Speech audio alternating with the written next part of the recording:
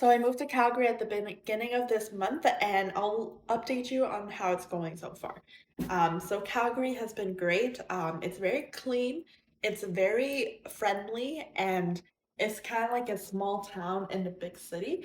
So I'm really loving it so far. And I'm a digital nomad, and I've been working remote since the pandemic started, and I took that opportunity to hop cities once a year, but I am looking to settle down somewhere long term.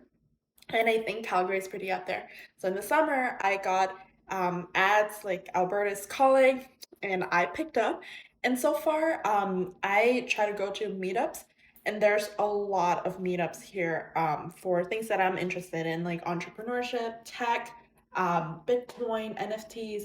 And there's like really smart and impressive people here, like some really rich people too. I think I met some guy who started iMirror, and he had like multi-million dollar um, deals with like the big companies like Puma, Lululemon, and such.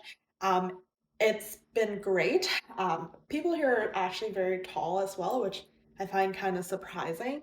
And my point of reference is that I grew up in Asia. I grew up in Vietnam, and I traveled across Asia, and then I moved to Ottawa, went to school in Waterloo, lived in Toronto, lived in Fredericton, New Brunswick, because that was where my uncle's is, and then I came to Vancouver, and I mean, I have a range of things to compare Calgary amongst all the Canadian cities, but what I find is that Calgary is the place to build wealth. The government really helps you out in starting small businesses because it gives a lot of grants. There's very low taxes. There's a lot of incentives to start businesses. People here are very smart and entrepreneurial. And I think like it's also like a very right-winged um, province as well. So people talk about money, people care about money, and I didn't really get that experience in all the other provinces I've lived in.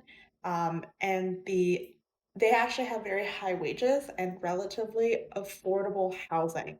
So by the time people are in their 30s here, they can invest, they own multiple real estate assets, and they're pretty like comfortable. I wouldn't say people in Vancouver or Toronto are as comfortable as the people here, and they still have the same resources as a big city. Because when I was living in small cities like Fredericton, I didn't have that much, food to try, and I didn't get like the big fancy buildings.